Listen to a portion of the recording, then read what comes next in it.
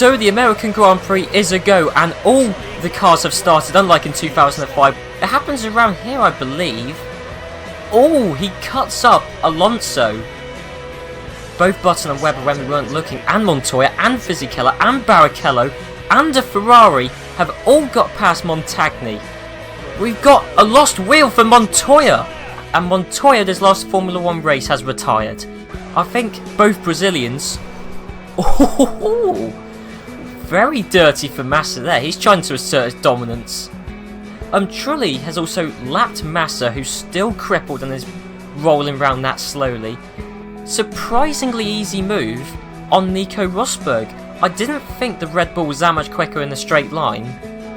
I've just noticed David Coulthard has retired, and I had no idea that he had. It's inevitable Button's going to get past Liuzzi with the more powerful engine. Was gifted back second after Coulthard retired, I guess with a similar engine failure. The problem is the commentators don't like to tell you about car failures, and look Rosberg out.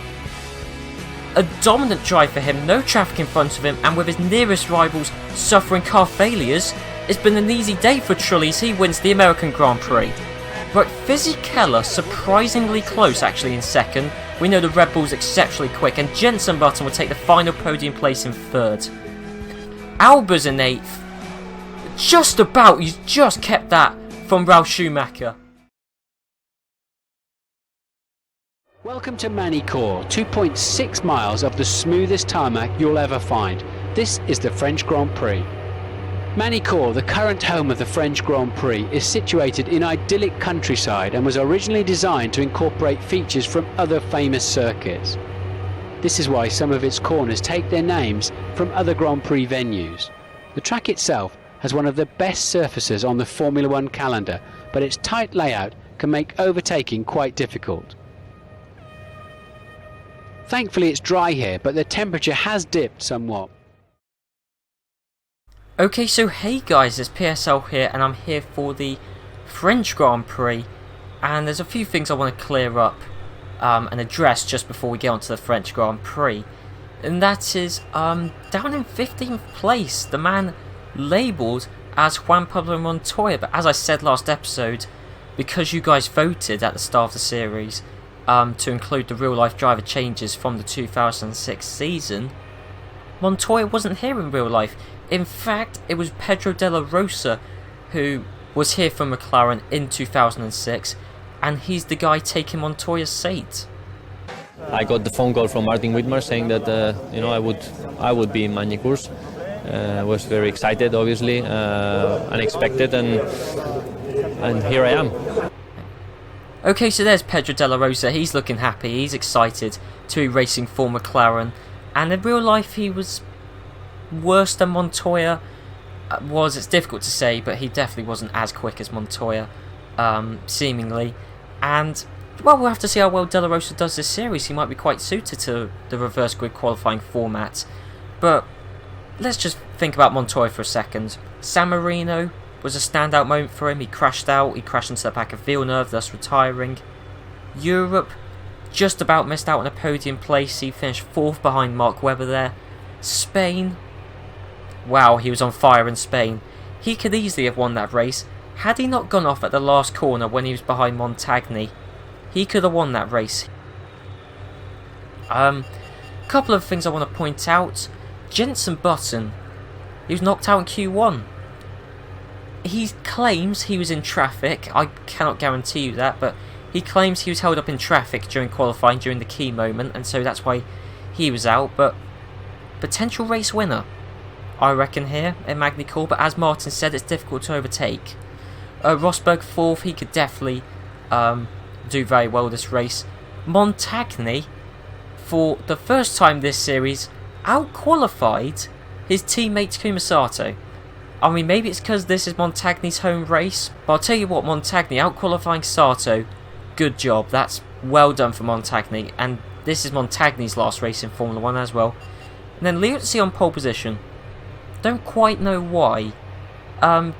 He was demoted 5 places, I believe. I couldn't find out why. I assume he had an engine change, which docked him 10 places. That's my guess as to why he started last in the Grand Prix rather than 17th or wherever he qualified.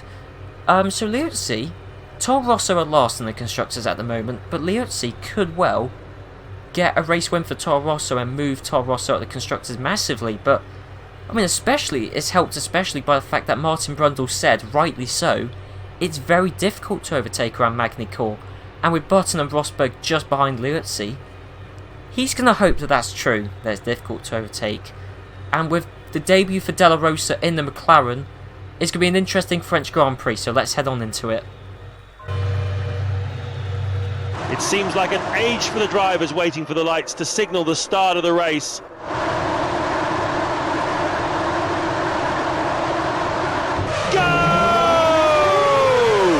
So the French Grand Prix is a go. Jenson Button's got off to a decent start. It looks like he's going to get past the Midlands, but not quite at the moment. Rosberg is right all over the back of Montagny, and we'll have to see where Rosberg can get past. Already, Rosberg actually running out a bit wide. Villeneuve has got past Jenson Button, so Villeneuve's got off to an amazing start. Villeneuve looks like he might well get past Montero. What about Nico Rosberg? Will he get past both Super Gurus, or is Liuzzi going to pull out a gap? Villeneuve pulling off an exceptional move on Montero. Oh no! No, Villeneuve is still running fine. I thought he had a bit of damage there because he was going very, very slowly. But he's still running fine at the moment. He's in 6th. Button's still in 7th. Rosberg is still behind both Super Gurus. Liuzzi's actually already pulled out a noticeable gap on both Super Gurus. Clean got past Button. I mean, Button claimed he was held up in traffic during qualifying, but I'll tell you what, maybe he was just slow, although he's got past Clean, where he's side by side with Clean. He's got the inside line for this corner, and Jenson Button is back up into the points places, but he's losing ground to Villeneuve. This is not good from the 2009 World Champion, and when the 2009 World Champion is being smashed by the 1997 World Champion. And then we just got Clean, who isn't a World Champion at all. That's also Heidfeld in the background, Heidfeld on the edge of the points. But this is really the only overtaking opportunity, is going on to the hairpin. The hairpin, I believe, is the second corner. So Rosberg, will he get past Montagny here? I mean, this is Montagny's home race, but no amount of home skill and home crowd can defend, when you've got such an inferior car, and Rosberg is up into the podium places. Montero in 5th. Villeneuve still in 6th, Button still in 7th, Clean is still in 8th. Whoa, okay, Clean and Heidfeld are side by side. Clean! Wow, went flying there for a few seconds. Heidfeld did get past him though, and Barrichello is all over the back of Clean. Clean is not doing very well at this race. Button 7th, Villeneuve 6th. What about Rosberg? Because this is the main overtaking opportunity. Don't tell Heidfeld that, because Heidfeld can overtake anywhere. We've seen it many times this series. We saw it just then. But can Rosberg get past Takuma Sato? And no, Takuma Sato doing very well. The first time he's starting ahead of his teammate, and he's making good. He's fully utilising it. Villeneuve's also utilising the opportunity to get past Montero, as Montero's now in 6th, Button in 7th, all over the back of Montero. There's Heidfeld in 8th, and Clean. Yeah, Clean's being caught up by Barrichello, and actually, yeah, there's a gap. Yeah, the top 10 are kind of pulling out away from everyone else, really. Button did get past Montero. Okay, we'll have to see Montero lose those 2 places. Yeah, we'll have to look at that.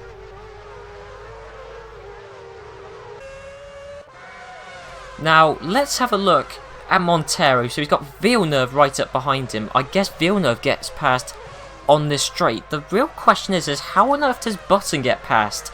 Oh, actually, Button was looking like he was going to make a move on Villeneuve. Wow, we completely missed out on this battle. And I think Button was so close to Villeneuve that he just had to overtake Montero. Well, that was some dicing there going on down at that hairpin. I don't know any of the corner names for Magny Cours, but wow. And then I'm guessing because Button was so close to Montero and was so much quicker, he just got past very soon. I think Montero basically realised there was such a battle going on between Button and Villeneuve, he'd best stay out of it. At turn 5, it's Raikkonen! He's retiring from the race, and that's a huge disappointment for him. It was Trulli who was also involved in that. He seems to Right, Kimi Raikkonen is out, so Very lucky indeed. according to James Arnott, it was something between Raikkonen and Trulli. And I could tell you Trulli was running in last time I saw, so what on earth happened there? We'll have to look at that. Let's just see, did anything happen up at the front when we weren't looking? No. Okay, so I have to see how Raikkonen retired then. Right, so here we are with Raikkonen and Trulli. This is Raikkonen in second to last. There's Trulli in last. And actually, Trulli's a way off Raikkonen. And this is great. These are the people who finished first and second in Bahrain. And these are the people who are the most highly rated amongst you guys when I did a straw poll for your predictions. These were two of the most highly rated people. Well, Raikkonen, banzai move, goes straight into the back of Alonso. Wow. So how did Raikkonen retire from that? Raikkonen went mental. Oh my word. We've got to have another look at that. Right, let's have a look at this from Alonso, because unfortunately in this game you don't really get that good on-board shots, so I won't bother looking at the on-board shots. Let's just look at Alonso. He's minding his own business, trying to get past Scott's speed, and wham bam, thank you ma'am. Jeez, nothing he could do in that. He got rear-ended by Michael Schumacher, and I believe Trulli just goes into the back of Raikkonen, but actually Alonso, amazingly, no damage from that. I mean, he might still come into the pits, but wow, that's exceptional. Right, I bet you Trulli gets a good view of this. I bet you he does. He's way off everyone else. He's just going to see Raikkonen make the most banzai move we've seen this entire series. Oh, wow, he gets, yeah. And then, well, I mean, that's kind of Raikkonen's own doing. He got held up by Alonso, and Trulli kind of, he didn't know what to do. How are you supposed to prepare for a situation like that? The situation is calling out for some excellent driving, and Liuzzi certainly knows how to deliver. The lap previous was 1:17 on the dot. He's steadily building up a lead over Sato. The gap is now stretched out to 5.2 seconds. 5.2 seconds, that's over a second a lap. That Liuzzi's pulling out on Sato. Rosberg, he really needs to get past soon if he wants to win this race. So Rosberg, this time around, can he get past Sato? No, Rosberg's still in third. What about Villeneuve on Montagny? No, what about Button on Villeneuve though? No, it's all staying the same. Heifel still in 7th, Montero still just about in 8th. Although, actually, I think Heifel was behind Montero, so Heifel did get past Montero there, I believe. But we've just got so much to watch out for, really. I can't keep track of everything, especially when Button makes brilliant moves like that. So Button has finally got past Villeneuve again. So Button is up into 5th place now. Now it's a Honda behind a Super Aguri. This, in theory, should be a completely different scenario. As a Super Aguri, surely contractually you can't hold up a Honda. Right, I've just realised this entire grid right now, the top 8 is Germany v Japan. Here's Sato trying to get past, or here's Rosberg trying to get past Sato, and Japan has won out on that battle. Here's Japan getting past Japan, Button past Montagny, and both German cars have been held up behind the other Japanese car of Montagny. And in fact, it's actually helping out Barrichello.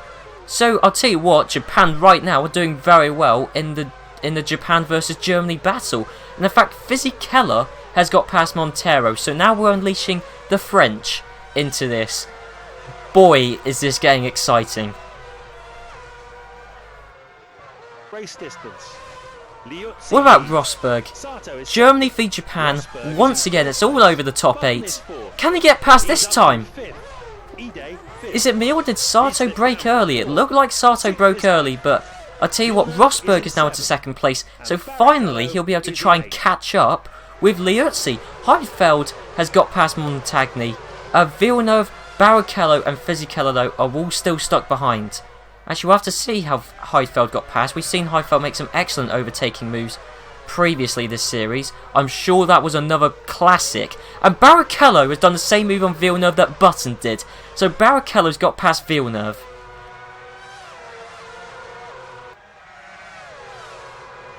Heifeld, yeah, made it look easy. A move that Rosberg found very difficult, Heifeld made it look dead easy.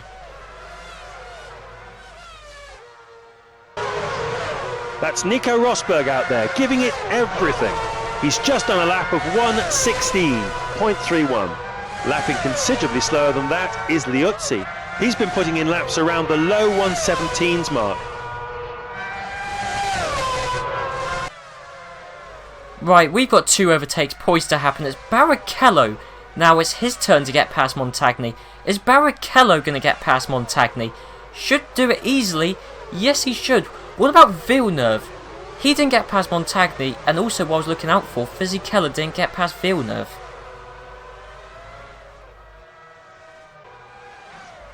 Right, now this is a move I missed. Shortly after I cut away, Fisichella did get past Villeneuve.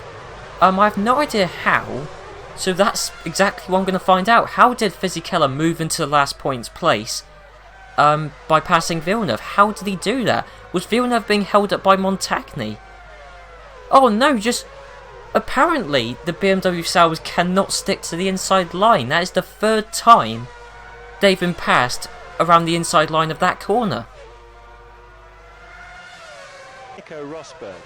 Now again we've got another inevitable move, a Renault behind a Super Aguri. It may be Montagny, it may be Montagny's home Formula 1 race, but I'll tell you what, it's Renault's home Formula 1 race. So why would Fisichella give a damn? Why would he give a damn anyway? Fisichella's got past Montagny. No, he hasn't. Excellent driving from Montagny to keep 7th place.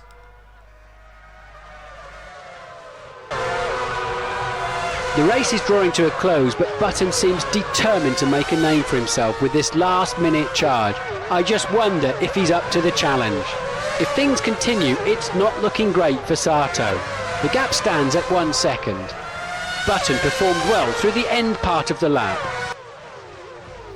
Right, now this was a late move. We saw that move fail from Fisichella, and I thought that's it, he's going to have to wait till the last lap. But Fisichella does get past Montagny. And we somehow missed out on this, but I believe Fisichella, does that mean he's in 7th now, or is he in 8th? Either way, he got promoted a place. I think this moved him up into 7th place once he got past Montagny. I have no idea how, but that's what we're going to find out. Almost an instant field overtake, but still an overtake nonetheless. The second. Button is closing in as the final lap of the race begins. The pressure is really on now. At this late stage, is there still time for him to steal a better place? I'll tell you what, Martin, there is definitely time for him to steal a better place. This is probably the last opportunity it can realistically happen all race, unless Honda go into team orders mode. But has Button gone to a podium place? Yes, he has. Jenson Button in 3rd place. There's Takuma Sato in 4th, Heidfeld 5th, Barrichello 6th, Fisichella 7th. What about Montagny? Can he get a point at his last Formula 1 race and his home Formula 1 race? No, I think Villeneuve's going to ruin the day for him. Or has he? What about the Ferrari of Felipe Massa? No, Montagny's still just about in the points place. But this is Liuzzi. I mean, a faultless drive. He had no one in front of him. And luckily Rosberg. And Rosberg's closed the gap ever so slightly to Liuzzi. But not quickly enough, because Liuzzi's going to win the French Grand Prix. To take top spot on the podium. So that's the benefit. Liuzzi had no traffic and Rosberg did. And Rosberg was quicker, but not by much. Jenson Button in 3rd place. I mean, a 2nd podium in a row for Jenson Button. That's exceptional. Takuma Sato 4th, Nick Heidfeld 5th, Barrichello 6th, Fisichella in 7th. What about Montagny? At his last Formula 1 race and his home Formula 1 race, Montagny's going to snatch a point, isn't he? Yes, he is. Wow, well done to Montagny. There's Massa just about missing out on the points in 9th. Villeneuve 10th, Klee in 11th, Montero 12th, Michael Schumacher 13th, Albers 14th, and that was it. Well, what an interesting race. Liuzzi, having the benefit of no traffic in front of him, he was able to win that race. I seriously reckon if a quicker guy than Nico Rosberg was behind, I reckon Liuzzi may not have been so lucky to have got that win. But Rosberg was quicker, just not quick enough. But Rosberg's 2nd place, very well deserved. Jenson Button getting his 2nd podium in a row is exceptional, with Takuma Sato 4th, that's a great result, and Sato typically has been unlucky because he started behind his teammate, which has disadvantaged him massively, but the first time his teammate outqualifies him is really the first time apart from Monaco where Sato's done very well. Well, I mean, that was surprising, an interesting French Grand Prix, I mean, whoever would have thought it, but it's also made some interesting changes to the Drivers' Championship. Nick Heidfeld, not an amazing race in terms of finishing position, but he did still score 4 points this race, and that means he's now leading the Drivers' Championship. Fisichella only got 2 points, that's how Heidfeld was able to overtake him, and Coulthard scored no points. I think he qualified reasonably well in real life, and so that put him at a disadvantage for this series. So Heidfeld, credit to him, because he's been, I'd say, the best overtaker this series, so credit to Heidfeld, he deserves to be winning the Drivers' Championship. Moving on to the Constructors' Championship, and well, the field has certainly closed up. The team at the top of the standings only scored 2 points, the team at the bottom of the standings scored 10. Toro Rosso with 10 points. And in fact, Toro Rosso aren't last in the standings anymore because they have won a race and Toyota haven't. But wow, the Constructors' Championship, I mean, Toro Rosso were the only team that were way off everyone else, but now even Toro Rosso have scored good points. The difference between the top team and the bottom team is 26 points. That's it. But anyway guys, I hope you enjoyed this episode. Be sure to leave a like, a comment, and next time we're at the German Grand Prix. There's loads of overtaking opportunities at Hockenheim. It's probably going to favour the big teams. But as we've seen with this series so far, it's extremely unpredictable. So I mean, who knows who could win? Absolutely anybody could win. So on that note, I hope you're looking forward to it, and I'll see you guys next time. So I'll see you then.